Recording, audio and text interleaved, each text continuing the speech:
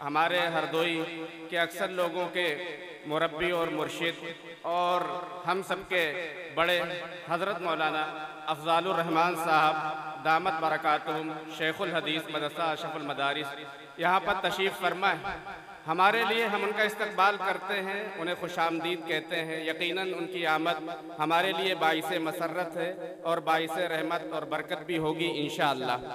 हमारे लिए ये सआदत की बात है कि हम जब भी हज़रत की खिदमत में अदना से दरख्वास्त पेश करते हैं, हज़रत हमारे वहाँ तशरीफ़ लाते हैं। हमारा ये गांव गोंडवा गोनी माशाअल्लाह इन्हीं बुज़ुर्गों की आमद से और इन्हीं बुज़ुर्गों की तवज्जो से बिदात और खुराफात से बहुत ज़माने से महफूज रहा है। हम अपनी दो चार नस्लों को जानते हैं, जो हमारे दादा परदादा थे, सरदादा थे, वहाँ से लेकर अभी तक हमने ये देखा है इंशाअल्लाह और अब भी आगे भी देखेंगे कि अक़ीदा तौहीद पर और अक़ीदा रिसालत पर और बिदात और खुराफात से महफूज रहकर दीन की सही तालीम इनके अंदर मौजूद है।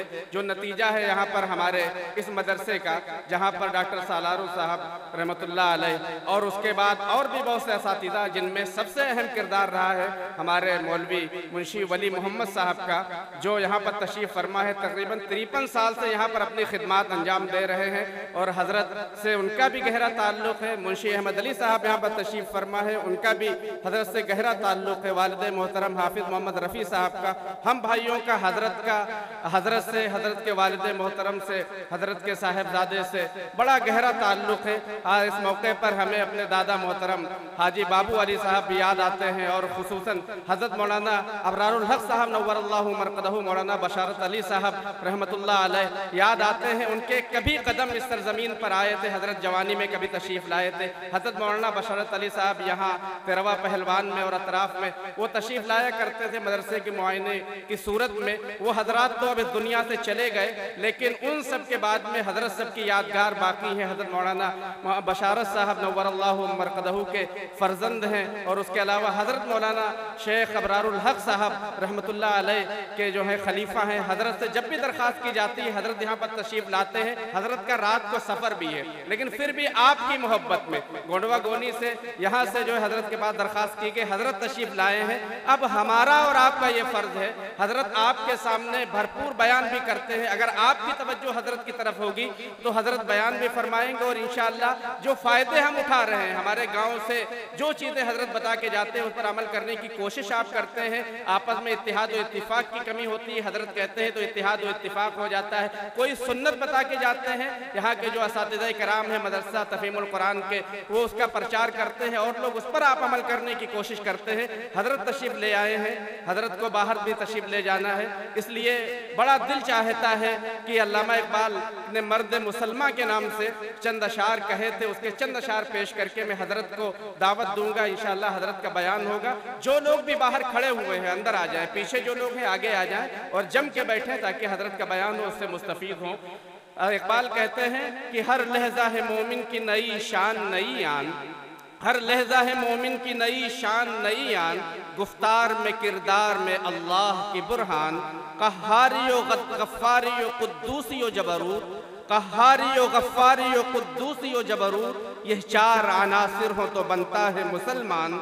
हमसाये जिब्रील अमी बंदे खाकी, हमसाये जिब्रील अमी बंदे खाकी, है इसका नशेमन न बुखारा न बदख्शा, यह राज किसी को नहीं मालूम कि मोमिन, यह राज किसी को नहीं मालूम कि मोमिन, कारी नजर आता है हकीकत में है कुरान, जिससे जिगरे लाला में ठंडक हो वो शबनम, जिससे जिगरे लाला में ठंडक हो वो शबनम, दरियाओं के दिल जिससे दहल जाए वो तूफान, आहंग में यकता सिफते सूरह रहमान, आहंग में यकता सिफते सूरह रहमान, बनते हैं मेरी कारगहे फिक्र में ऐसे इंसान।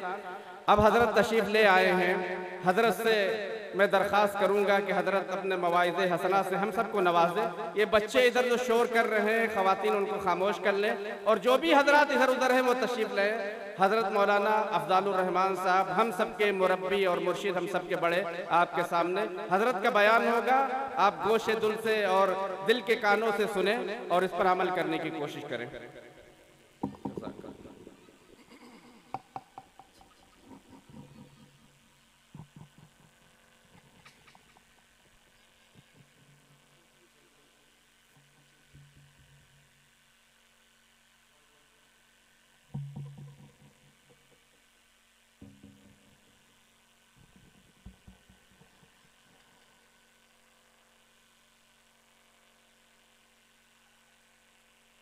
बिस्मिल्लाहिर्रहमानिर्रहीम।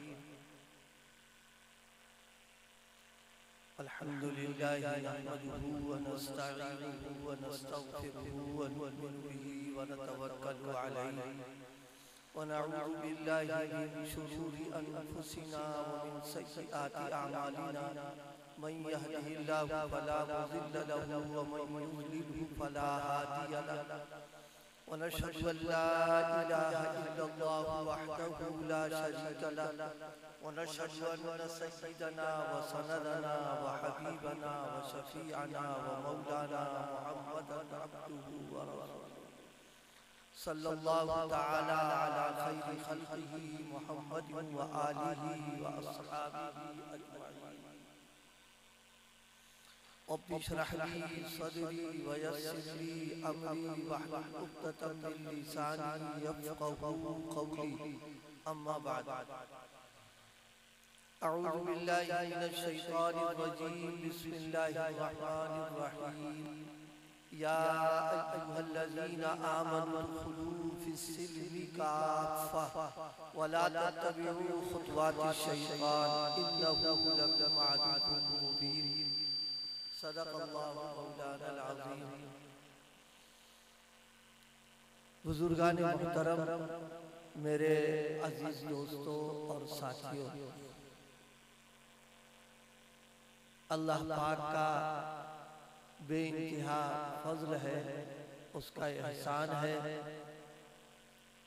हम सबको अपने अपने कामों से और अपनी अपनी मसरूफियात से फारिग करके आज के इस प्रोग्राम में दीन की बातें सुनने सुनाने के लिए हम सबको जमा होने की, हाजिर होने की तौफीक अता फरमाए। अल्लाह पाक हम सबकी इस हाजिरी को कबूल फरमाए और जो बातें अब तक सुनी हैं उन बातों को भी कबूल फरमा कर अमल करने की तौफीक अता फरमाए। हमारे ज़िला हरदोई के जो कस्बात हैं और जो छोटे छोटे गांव हैं, अक्सर इन बस्तियों से हमारे बुजुर्गों का ताल्लुक कदीम रहा है और उन हजरात की आमद और रफ्त भी यहाँ रही है।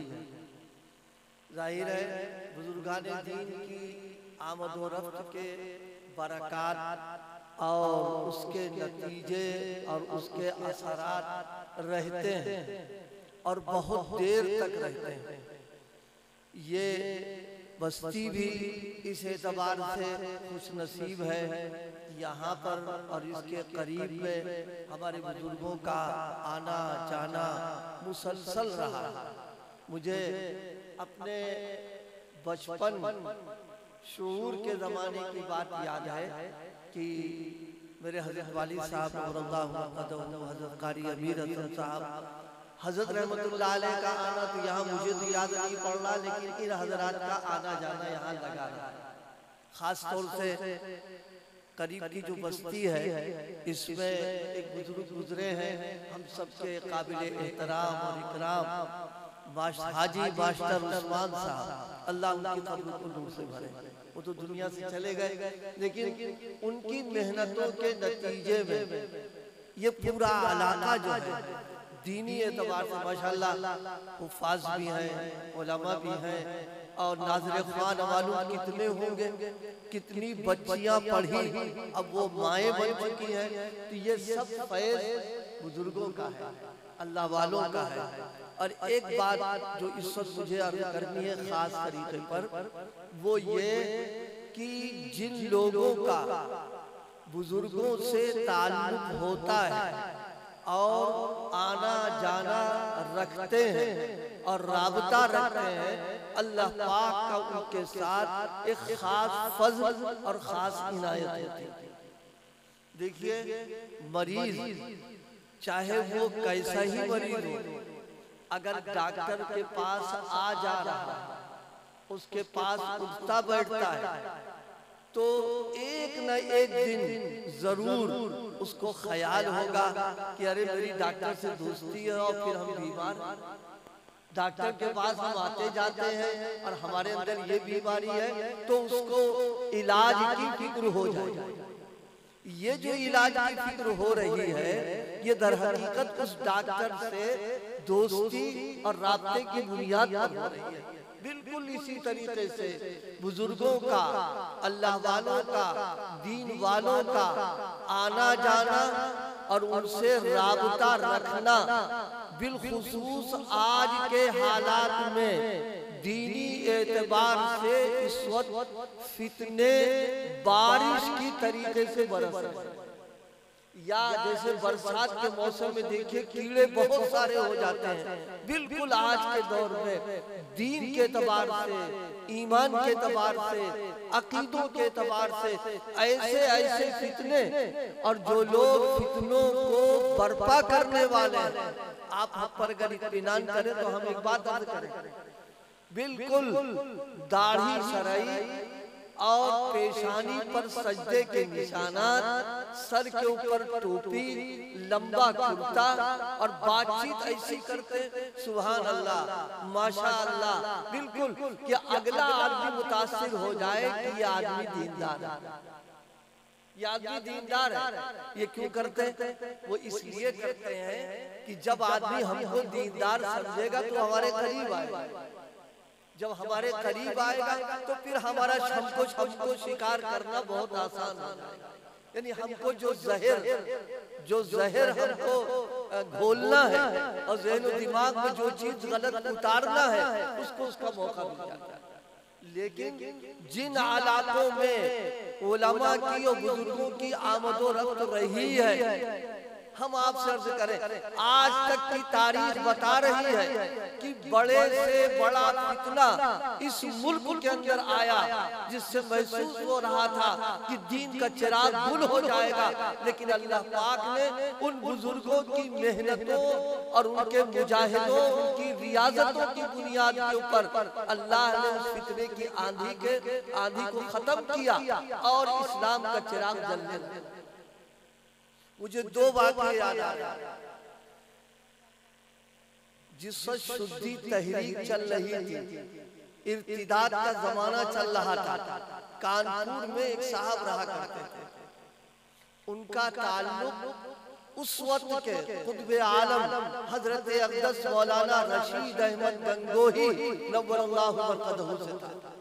और हजरत उस जमाने में अपने वक्त में उनको बड़े मौलाना साहब कहा करते थे, कानपुर में रहते थे वो। तो अब उनको शिकार बनाने की, उनका शिकार करने की कोशिश की, अब कुछ थोड़ी दोस्ती बनाई, लेकिन बाद में मालूम हुआ ये बड़े मौलाना से जुड़े हुए हैं, पीछे हट गए। कहा कि हमारा जादू उनके ऊपर चल नहीं पाएगा, इसलिए कि हजरत मौलाना से जुड़े हुए हैं, उसकी बरकत से इनका ईमान और अकीदा मजबूत है और अल्लाह से ताल्लुक मजबूत है। देखिए, जब दरख्त की जड़ मजबूत होती है तो चाहे ओले भी पड़ जाएं, पत्ते झड़ जाएं, लेकिन दरख्त अपनी जगह से नहीं होता, क्योंकि जड़ उसकी मजबूत बनी हुई है। और जिस दरख्त की जड़ मजबूत न हो और उसमें कीड़े लग गए हो, खराब हो गई हो, जरा सा झोंका आंधी का आता है, मालूम उखड़ करके नीचे गिर जाता है। इसलिए आज के दौर में सबसे ज्यादा जरूरत इस बात की है, दो चीजों की, बस मैं वो अर्ज कर दूं, आयते करीमा तिलावत की, उस पर कुछ नहीं अर्ज करेंगे, इस पर दो बातें काम की मैं अर्ज कर रहा हूं। वो ये कि आज के दौर में दो चीजों की जरूरत है, एक उलमा से हमारा ताल्लुक हो और दूसरी चीज सुलहा से हमारा ताल्लुक हो। बस ये दो चीजें अगर किसी आदमी को मिल जाएं, इसका एहतमाम और उसकी फिक्र कर ले, तो इंशाअल्लाह दीनदार बन करके जिएगा भी और उसका खात्मा भी ईमान पर। एक चीज मैंने क्या कही, उलमा से राब्ता, और दूसरी चीज क्या की? सुलह। आज के दौर में सबसे बड़ी मुसीबत और परेशानी क्या है?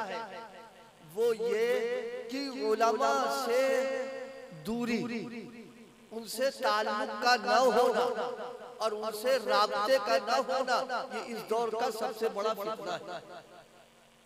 और कुछ लोग ऐसे भी हैं जो इल्म वालों से, उलमा से हमको बदगुमान कर देते हैं, हमारा ज़हन खराब कर देते हैं, उनकी तरफ से गलत बातें हमारे ज़हन में बिठा देते हैं और हम एतमाद करके कहते हैं हाँ बात तो सही है, पर अलग हो गए। आप बताइए, आप डॉक्टर से दूर होकर के किसका नुकसान कर रहे हैं? कभी सोचा? हम डॉक्टर के पास नहीं जा रहे, हम दूरी बनाए हुए न इलाज कर रहे हैं, तो डॉक्टर साहब का क्या नुकसान कर रहे हैं? हम तो उनका कोई नुकसान नहीं कर रहे, हम नुकसान अपना कर रहे हैं। अपना नुकसान इसलिए कर रहे हैं कि डॉक्टर के जब करीब न होंगे तो एक बीमारी से दूसरी बीमारी, दूसरी बीमारी से तीसरी बीमारी, एक वक्त आएगा कि जिस इंसान का बिल्कुल बेकार हो जाएगा। बिल्कुल इसी तरीके से उलमा से, इल्म वालों से, दीन वालों से, जानने वालों से अगर हम दूरी बना करके रहेंगे, उनके करीब नहीं जाएंगे, उनसे राब्ता नहीं करेंगे, तो याद रखिए फिर अपने दीन की हिफाजत बहुत मुश्किल हो जाएगी। दीनी एतबार से हम इतना गिर जाएंगे, इतना गिर जाएंगे कि हम उसका तसव्वुर नहीं कर सकते हैं। क्योंकि उलमा से जब हम दूर रहेंगे तो अंधेरे में रहेंगे, और अंधेरे में रहने वाला आदमी कभी कामयाब नहीं हो सकता। जब आदमी अंधेरे में रहता है तो सांप में और रस्सी में फर्क नहीं कर पाता है। कभी सांप को रस्सी समझ लेता है, कभी रस्सी को सांप समझ लेता है, और जैसा समझा वैसा उसने मामला कर लिया। बिल्कुल इसी तरीके पर जब उलमा से, दीन वालों से, मुफ्तियाने किराम से, मसाइल जानने वालों से, मदारिस से हमारा राब्ता नहीं होगा तो इल्म की रोशनी नहीं रहेगी, तो जिहालत कर अंधेरे में हम आ जाएंगे। जब अंधेरे में आएंगे तो नतीजा ये निकलेगा कि रस्म और रवाज पर अमल करना शुरू कर देंगे, बिदात हमारी जिंदगी के अंदर आ जाएंगी, खुराफात हमारे अंदर पैदा हो जाएंगी। इसलिए उम्मत की सबसे बड़ी जरूरत उलमा से राब्ता करना, ताकि मालूम हो कि हालात जो चल रहे हैं, इन हालात में हमको क्या करना है, कौन चीज जायज है, कौन नाजायज है, कौन सी हलाल है, कौन सी हराम है, क्या सही है, क्या गलत है। अगला आदमी हमको जो दावत दे रहा और हमारी तरफ बुला, अपनी तरफ बुला रहा, वो सही है या गलत है, ये तो उलमा बता पाएंगे, हम क्या उसको जान सकते हैं। जैसे डॉक्टर वो बताएगा कि दवा असली है कि नकली, दवा सही है या गलत है। आलिम बताएगा कि इल्म की बुनियाद के ऊपर कि ये बात सही है या गलत है। इसलिए जरूरत इस बात की है कि उलमा से हमारा राब्ता होना चाहिए। अगर उलमा से ताल्लुक नहीं है, उलमा से हमारा राब्ता नहीं है, तो मरते दम तक सीधा रास्ता नजर नहीं आएगा, सुन्नतें मालूम नहीं हो पाएंगी, मसाइल और अहकाम नहीं मालूम होंगे, शरीयत से हम वाकिफ नहीं हो पाएंगे। क्योंकि ये सारी चीजें जो इंसान को मिलती हैं वो इल्म वालों से मिलती हैं, जो उलमा है, मुफ्तियाने किराम है, जो दीन वाले हैं, इनसे हमको ये चीजें मिलेंगी। और जब तक रास्ता नहीं मालूम होगा, नमाजों में क्या मांगते हैं, इहदिनस सिरातल मुस्तकीम, अल्लाह सीधा रास्ता हमको बता दीजिए। आप सीधा रास्ता है क्या? बस खाली कुरान की आयत पढ़ते रहे सीधा रास्ता मिल जाएगा? नहीं, सीधा रास्ता जिन लोगों से मालूम होता है उन लोगों से रास्ता करना पड़ेगा, तब रास्ता सीधा मालूम होगा। जब तक रास्ता मालूम नहीं होगा और बगैर रास्ता मालूम के हुए चलेंगे, मेहनत भी करेंगे, बेनतीजा हो जाएगा। अभी हम लोग आ रहे थे यहाँ, तुम लोग कई बार आए, लेकिन ये हुआ कि आप मुड़ो, रास्ता करो, रास्ता तो मालूम हो जाए। जब मुसलसल यहाँ आने वालों का ये हाल है कि उनको रास्ते के लिए रहबर की जरूरत पड़ रही है, तो दीन पर चलने के लिए भी रहबर की जरूरत पड़ेगी। बगैर रहबर के, बगैर रहनुमा के दीन पर चल ही नहीं सकते। हमें कदम कदम पर इनकी जरूरत पड़ेगी हमको। तो मैंने अर्ज किया, एक तबका उलमा का हम मरते दम तक इनके मोहताज, बल्कि मैं अर्ज कर दूं, बाद रिवायात से ये पता चल रहा है कि उलमा की जरूरत इस दुनिया ही में नहीं है, आखिरत में भी इनकी जरूरत पड़ेगी। बगैर इनके वहां काम नहीं बन पाएगा। अल्लाह पाक जब जन्नतियों को सारी नेमतें जो देना है दे देंगे। जाहिर है जन्नत में जो नेमतें हमको मिलने वाली हैं वो नेमतें हैं। फरमाया नबी करीम सल्लल्लाहु अलैहि वसल्लम ने, माला आइनुन रअत वला उज़ुनुन समिअत वला खतरा अला क़ल्बि बशर।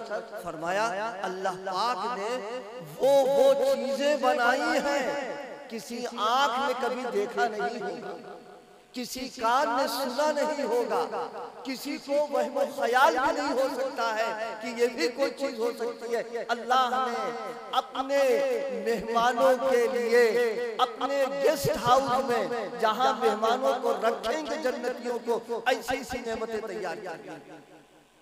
अल्लाह पाक सब नेमतें दे देगा। उसके बाद पूछेगा अब कोई जरूरत है, अब कुछ बाकी रह गया? तो जन्नती सोचेंगे क्या रह गया, सब तो मिल ही गया। लेकिन अल्लाह किसी से कोई बात पूछे, कोई हम लोगों की तरह थोड़ी ना बक बक बक बक करते रहे, फजूल बातें करेंगे। फौरन जन्नतियों को ख्याल पैदा होगा कि कोई नेमत बाकी रह गई है। अल्लाह पाक इसीलिए पूछ रहा। तो अब वहां कौन बताएगा? ये मोबाइल से मालूम हो जाएगा क्या, या व्हाट्सएप से मालूम हो जाएगा, या ये आपका जो टीवी है या मोबाइल रंगीन है मोबाइल इससे मालूम होगा? जी नहीं, वहां कहेंगे चलो मौलाना के पास जो हमारे इलाके में रहा करते थे, उनसे पूछे कि कौन सी नेमत बाकी रह गई। क्या मालूम हुआ? मालूम हुआ कि यहाँ भी जरूरत, वहां भी जरूरत पड़ेगी। यहाँ जरूरत पड़ेगी, सीधा रास्ता बगैर रहबर के नहीं मिल सकता। किसी शायर ने फारसी ने कहा है, राह खौफस दुज़्दा दर कमी, राह खौफस दुज़्दा दर कमी, दामने रहबर बगीरो बस गया। फरमाते देखो, नाबीना आदमी हो, नाबीना आदमी हो और वो बगैर किसी के सहारे चलना शुरू कर दे तो ठोकर खाएगा, टांगे टूटेंगी, चोट खा जाएगा, मंजिल पे नहीं पहुंच सकता। उसके पहुंचने का तरीका सिर्फ यही है, किसी बीना और जानने वाले के हाथ में हाथ दे दे, आराम से मंजिल पहुंच है कि नहीं। तो जिन लोगों के पास इल्म है, जिन लोगों के पास दीन है, जो मसाइल को जानते हैं, कुरान को जानते हैं, हदीस और शरीयत से वाकिफ है, उनके हाथ में हाथ दे दीजिए, रास्ता आपको नजर आ जाएगा और रास्ता तय होना शुरू हो जाएगा। आज के दौर में सबसे ज्यादा जरूरत इस बात की है कि उलमा से हमारा ताल्लुक। बहुत से लोग कहते हैं मौलवी साहब या मरने की फुर्सत नहीं, तुम बता रहे मौलाना से जाके रब्ता कर ले। तो हम अपने दोस्तों से कहा करते हैं कि आज के दौर में मोबाइल और रंगीन मोबाइल में ये बेहुदा किस्म की जो चीजें देखते हैं, ईमान को बर्बाद कर देने वाली, दीन को खराब कर देने वाली, जहन को बिगाड़ने वाली, इफ़्फ़त और इस्मत को लूटने वाली, फांसी को फाजिल बना देने वाली, इन चीजों के देखने की फुर्सत है हमारे पास और उलमा से राब्ता करने की फुर्सत नहीं।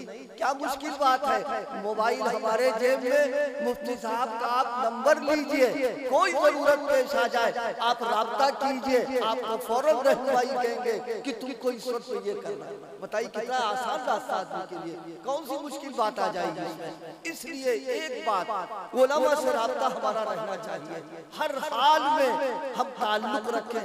आपको जिस आलिम से मुनासबत हो, जिससे आपका राब्ता करना आसान हो, आप उससे ताल्लुक में रहिए ताकि इल्म मिलता रहे, रोशनी में रहे, अंधेरे में न रहे।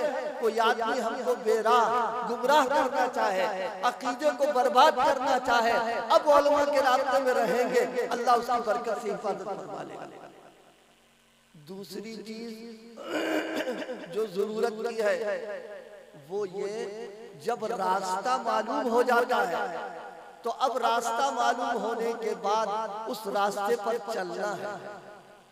हमको हरदोई का रास्ता मालूम हो गया और हरदोई हम जाना चाह रहे हैं, तो जाहिर सी बात है बगैर चले हुए हरदोई नहीं पहुंच पाएंगे। खाली तमन्ना करते रहे और ख्वाहिश करते रहे, ऐसा हो जाए वैसा हो जाए, निरी तमन्नाओं पर कुछ नहीं होता है। चल रास्ता मालूम होने के बाद चलना पड़ेगा। बगैर चले हुए मंजिल पर नहीं पहुंच पाएंगे। बिल्कुल इसी तरीके पर दीन के जरिए से, इल्म के जरिए से जो रास्ता हमको मिल गया है, उस रास्ते को तय करना, उसको चलना जब होगा जब सुलह से हमारा रास्ता होगा, अल्लाह वालों से रास्ता होगा, नेक लोगों से जुड़ेंगे। क्योंकि सुलह से जब रास्ता होगा तो दीन पर चलने की ताकत पैदा हो जाएगी, दीन पर चलने का जज्बा पैदा होगा, हौसला पैदा होगा। देखिए गाड़ी कितनी कीमती हो, लेकिन जब तक तेल नहीं पड़ेगा धक्का देके आप इसको नहीं चला पाएंगे। इसी तरीके से जब तक हमारे दिल में अल्लाह की मोहब्बत, अल्लाह का खौफ, अल्लाह का ताल्लुक नहीं होगा, उस वक्त दीन पर अमल नहीं कर पाएंगे, उस वक्त गुनाहों से नहीं बच पाएंगे, नमाज पाबंदी नहीं कर पाएंगे। नमाज की रूह, नमाज का ज़ौक़, नमाज का शौक़ ये सुलह की सोहबत से मिलेगा। अल्लाह की मोहब्बत सुलह के ताल्लुक की बुनियाद पर मिलेगा, बगैर इसके नहीं मिल सकता है। दूसरी चीज जरूरत पड़ेगी सुलह का ताल्लुक। उम्मत में जिस मुआशरे में और जिस माहौल को और जिस आबादी को, इलाके को ये दोनों नेमतें मिली हुई हो, उलमा का भी ताल्लुक हो, सुलह का भी ताल्लुक हो, अल्लाह पाक वहाँ के लोगों की दीनी एतबार से अल्लाह की हिफाजत करवाता है। मुझे याद आया बुजुर्गों के ताल्लुक से, क्योंकि बात आ रही है तो मैं एक अर्ज करूं आपसे, बुजुर्गों के ताल्लुक का फायदा क्या होता है। मुल्क की तक़सीम से पहले एक डिप्टी कमिश्नर और डिप्टी कलेक्टर एक ही होता था, यानी डीएम और एसपी दोनों एक ही हुआ करते थे। हमारे बुजुर्गों में एक बुजुर्ग गुजरे हैं, हजरत ख्वाजा अजीजुल हसन मजजूब रहिमहुल्लाह। ये अलीगढ़ के पढ़े हुए हैं और अंग्रेजों का दौर है, जब डिग्रियां बिका नहीं करती थी, सलाहियत की बुनियाद पर सब कुछ मिला करता था। डिप्टी कलेक्टर भी थे, डिप्टी कमिश्नर भी थे। हजरत का हाल क्या था, माशाल्लाह थे तो वो अंग्रेजी था, लेकिन अगर उनकी शक्ल सूरत कोई देखता तो मालूम होता किसी बड़े इदारे के शेखुल हदीस हैं। चेहरे पर नूर मोहम्मदी है और पेशानी पर सज्जों का निशान है और सर के ऊपर जनाब वाला गोल टोपी पहन रखी है, लंबा कुर्ता और गोल पजामा पहने, और कभी कभी हाथ में तस्बीह भी हुआ करती थी। एक मर्तबा हजरत के यहाँ मुर्गा पला हुआ था और वो मुर्गा काटता था। अब तो मुर्गा मुर्गी सब खत्म हो गए, फार्मी ने आके सारा सिस्टम ही बिगाड़ दिया उठा करके। अब तो फौरन लाइए, काम बना लीजिए, छोड़िए।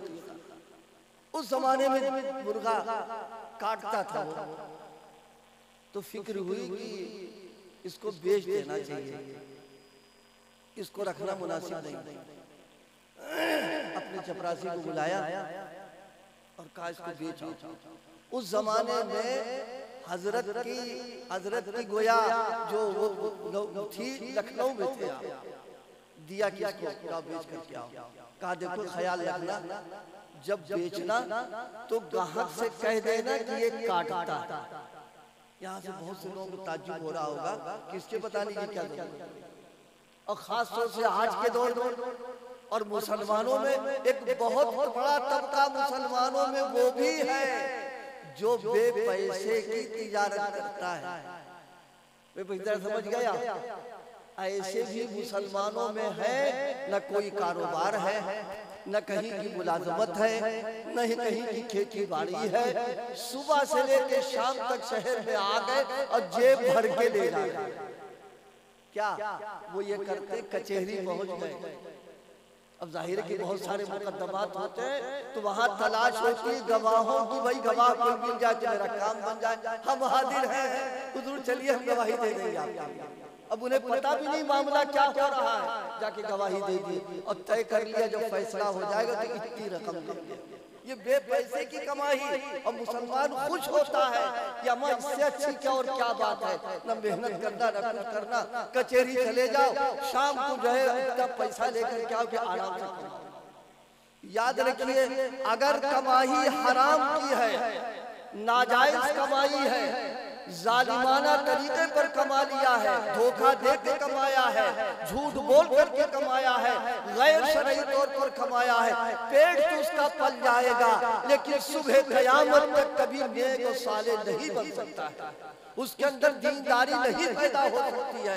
ऐसी हराम ग़िज़ाओं के खाने के बाद जो जिस पलेगा, गोश्त पैदा होगा, उसको जहन्नम में डाला जाएगा। अल्लाह पाक फरमाएंगे कि वो इस काबिल नहीं कि इसको जन्नत में लेकर के जाया जाए। हराम ग़िज़ाओं से बचना, उसकी बुनियाद ये है कमाई हमारी हलाल की होना चाहिए, हलाल रास्ते की हो, तय्यब कमाई हो, तब कहा जाएगा कि हम दीनदार बनने की हम उम्मीद रखेंगे। लेकिन अगर हमारा खाना पीना सब हराम का हो रहा है तो याद रखिए, शेख चिल्ली का ख्वाब है दीनदारी का तसव्वुर करना। दीनदारी की बुनियाद इसी बात के ऊपर। हजरत ने उससे कह दिया कि जाओ बेचाओ और बता देना कि काटता था।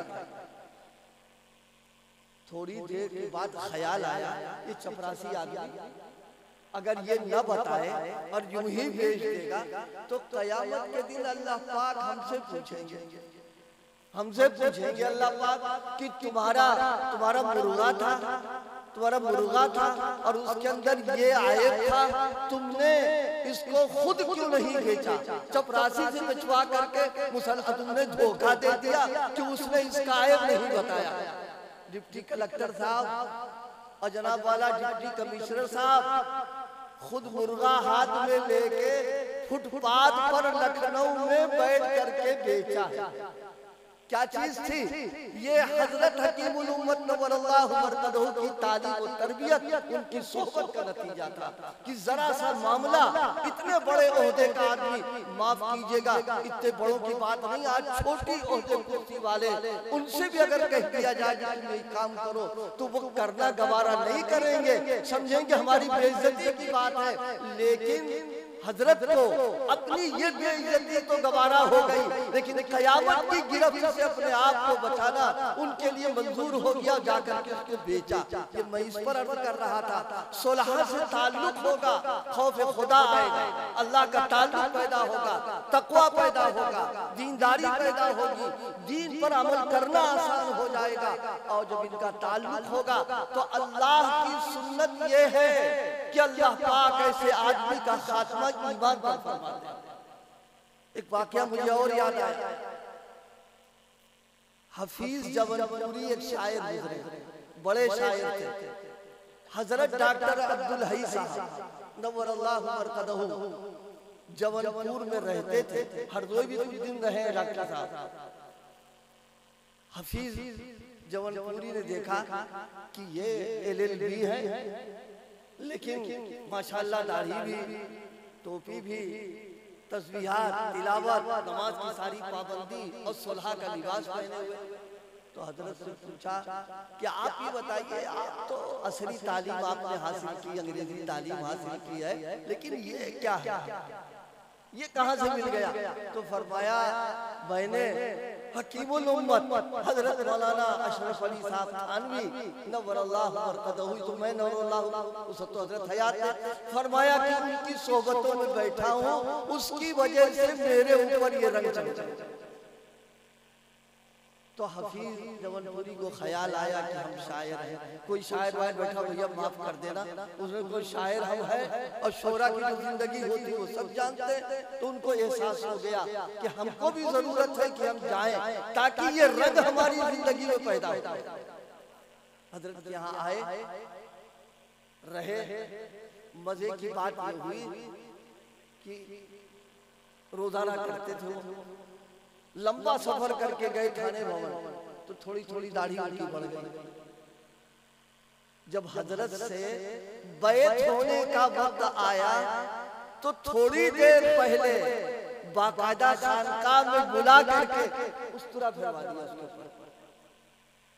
हजरत की नजर पड़ गई, हज़रत ने पूछा भाई तुमने ये क्या किया, तुमको जब बैत होने का इरादा तौबा करने का था तो उस तरह क्यों चला दिया।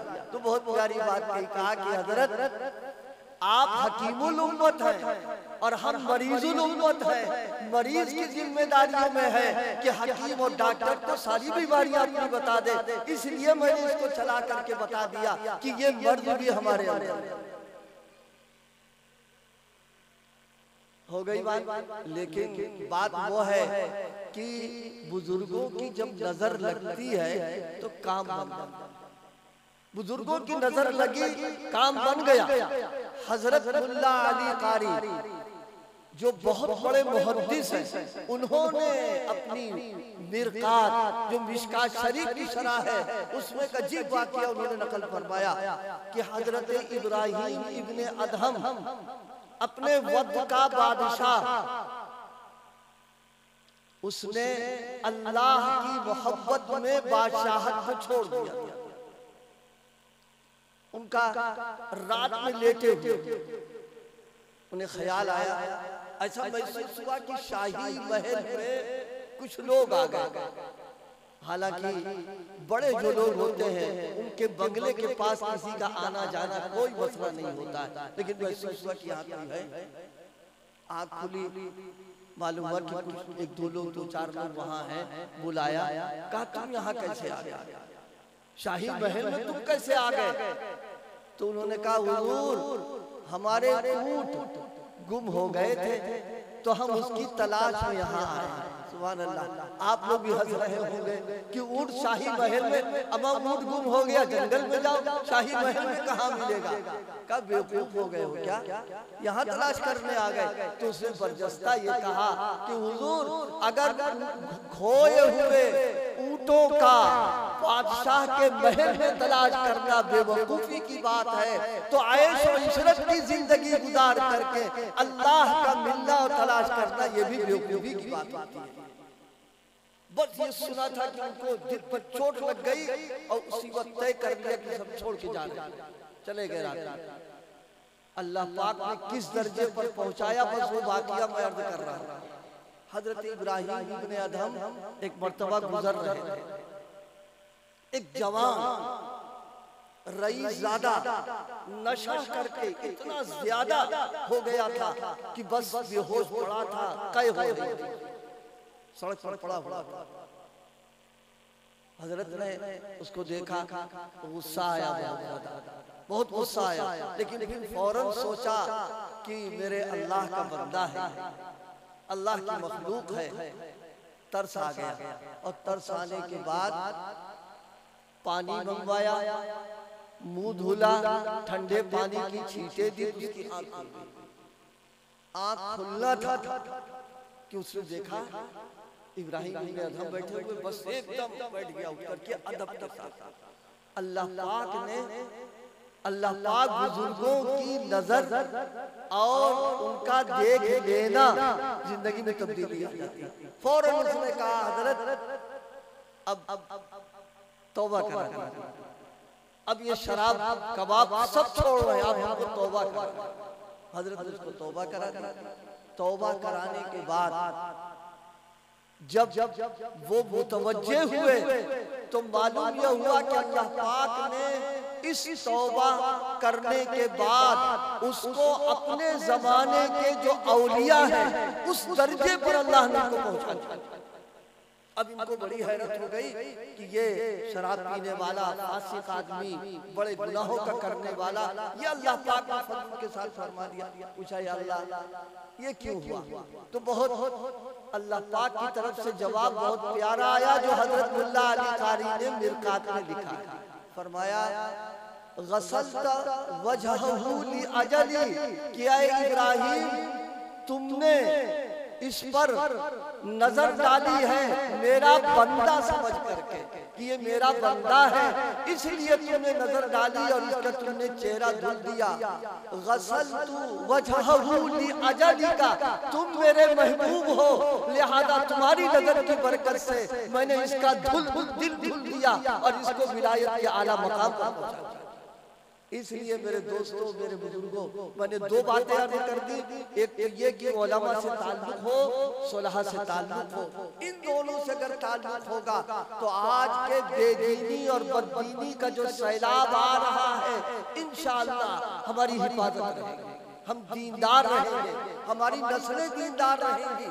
ये आपके इलाके में जो छोटा सा मकतब चल रहा और मकातब जो हमारे बड़ों की मेहनतों से आए हैं, आप इनको गनीमत जानिए, आप इनकी कदर कीजिए, आप खुद भी इसके ऊपर इसकी जरूरियात पर तवज्जो दीजिए। अपने बच्चों को, अपनी बच्चियों को तालीम के लिए भेजिए, उनका कुरान सही हो जाए, वो हाफिज हो जाए, उनका अकीदा दुरुस्त हो जाए, वो दीनदार बन जाए। हम सब लोग इसकी मेहनत करें, कोशिश करें और इसकी कदरदानी के साथ इसकी जरूरियात के लिए भी हम फिक्रें करें। अपने बच्चों को दीनदार बनाना ये अव्वलीन जिम्मेदारी हमारी है। उसके बाद आप डॉक्टर बनाओ, वकील बनाओ, इंजीनियर बनाओ, कोई मना नहीं करेगा, लेकिन बुनियादी बात यह है कि उनका दिलो दिमाग ईमानी बन जाए, उनका अकीदा दुरुस्त हो जाए, अल्लाह की वहदानियत, नबी पाक की रिसालत, कुरान पाक और मोटी मोटी चीजें उनको जब मालूम हो जाएंगी तो ये कहीं भी जाएंगे फिर दूसरा कोई रंग चढ़ नहीं पाएगा इनके ऊपर। अल्लाह पाक मेरी इन गुजारिशात को कबूल फरमा ले, अमल करने की तौफीक अता फरमाए। मैंने आयत कोई और पढ़ी थी, लेकिन ज़हन में ये मजमून आ गया और किसी की बरकत से भी आया और बहरहाल से दर्द कर दिया। दो लोगों से ताल्लुक रखने का इरादा करो, इंशाअल्लाह रखेंगे, एक उलमा से, एक सुलहा से, इंशाअल्लाह उसकी बरकत हमको जिंदगी में मिलेंगी। अल्लाह पाक मेरी गुजारिशात को कबूल फरमा ले, अमल करने की तौफीक अता फरमाए। जज़ाकल्लाहु खैरा। माशाअल्लाह, हजरत हमारे सामने बयान फरमा रहे थे और बड़ी ही कीमती बातें हजरत ने बयान फरमाई। माशाअल्लाह हमारे ज़िला हरदोई के हर कस्बे, हर गांव में और शहर में सभी लोग मौजूद हैं। आप लोग उनसे राब्ता रखें, उलमाए कराम से मसाइल पूछते रहें। ये बुजुर्गान दीन तशरीफ़ लाते हैं। हजरत अभी संदीदा में जो भी ऐलान किया गया फैक्ट्री में जो जलसा है वहाँ भी तशरीफ़ लाएंगे। जो उधर के लोग हैं वहाँ पहुँचे, जहाँ भी उलमाए कराम तशरीफ़ लाएँ और ये प्रोग्राम हो रहे हैं, जलसे हो रहे हैं।